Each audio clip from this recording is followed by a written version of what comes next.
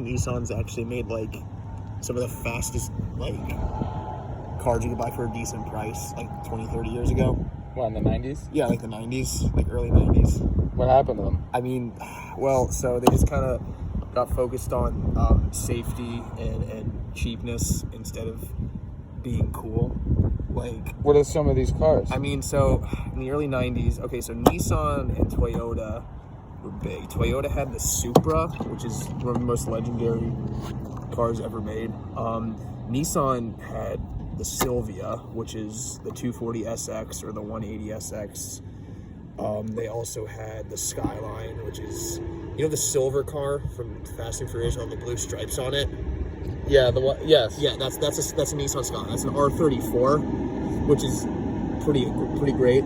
But they had one, the 300ZX. It was, when it came out, like, you could buy it. I don't know what the market price was, but probably like $30,000 back then, like, of that, like, not $30,000 in that era's money, but like $30,000 20, 30 years ago. Yeah, it's like 60 grand now. Yeah, right? something like that. Shit. But I mean, you could get a twin turbo model that was beating like Porsches and Ferraris bone stock, and like it was like so fast and technologically advanced. I don't know all the things that they did to it, but like the whole world is like, we need to make cars shittier because. You know, Well, they want them to be like more like economically. yeah, more economic. Like there was, I mean, the big fuel crisis was in the late 60s. I mean, well, the early 70s actually. That's when cars like, you know, in the 70s, like, you know how the late 60s there's all these pretty cool muscle cars in America. So there was a fuel crisis. There was a fuel crisis. I don't know the details of it. I don't know why it happened. It just happened. So, you know, Because that's making me think why all those Middle East wars happened. Probably. Oh, well, yeah. Oh, what a coincidence, right? Yeah, what a coincidence. But, there's a fuel crisis, now we're at war. So cars suck, and then Not Bush related. Cars suck, and then Bush did 9/11. That's the title. But yeah, no. So like in the late 60s, you know how you had like Barracudas and Chargers and Mustangs, all these super fast cars doing like 400 horsepower. These just ridiculous V8s. Well, in the 70s, they're like, well, you can still have a V8, but we have to severely limit like the power output and make it more fuel efficient. So then you had these freaking boats. You ever see like a mid 70s Buick? They take up like 3 of these parking spots. Okay, and they have V8s, but they only put out like 130 horsepower because they're just Did you like the Oldsmobiles? Yeah, Oldsmobiles are great. My uncle had an Oldsmobile Cutlass, and apparently it was like the fastest car he ever owned. Like, I don't know, like 60s, 70s, even 80s American cars were kind of cool. Like, because you know they had a lot of room to put big engines in if they didn't have good engines. Yeah. But like, I don't know, and then like.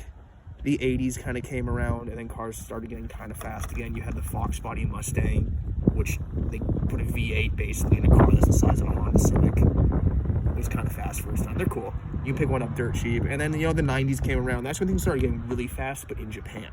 Because there was a huge economic boom in Japan. You know what I mean? So like, Honda made Acura, and then Acura did the Integra, which was the Type R. They had the Civic Type R. Those are stupid fast. When I was in high school, this one kid was always like talking about his Integra. Yeah, Integra's the coolest cars in the world. What's that Subaru everyone likes? The Impreza? Yeah, that one too. Yeah. Oh yeah, so Subaru had the Impreza.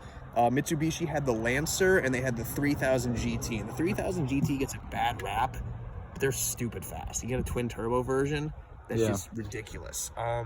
They also have, what else did they do? They did the Eclipse, which was the Eagle Talon. That's kind of cool. It's kind of trashy and riced out now. And then we talk about Nissan. They had the Silvia, the Skyline. They had the Z lineage, which turned into, I mean, not the Z lineage itself, but this is what Nissan became. You can show them the car. Just show them the whole car. So let's talk about the modern day Nissans real quick. What do you think about this? Okay. So your 2018 Versa is safe, probably. That's what I have to say about that. I mean, look. So okay. So the different brands are different. Like, Nissan's cool. They still do the 370Z, and they're about to do the 400Z, which apparently is going to be cool. I don't know. They have the GTR, which is the Skyline. The new Sentras are lit. The new Sentras are nice. And also, like in the early mid-2000s, they had the SER Sentras in first. The Sentras, they did a Versa version too, which were like the sport package. The GTRs for Skylines pretty exclusively. But yeah, I mean, Nissan in 2012, I think they released the GTR, which is the R35 Skyline. Pretty badass car. Toyota just stopped. They made the Supra, but do you know, like, racing video games, like Need for Speed and stuff like that? Yeah, and Forza. Yeah. So, like, a couple of years ago, Toyota basically removed their brand from all of those games, so they don't want to be associated with racing anymore.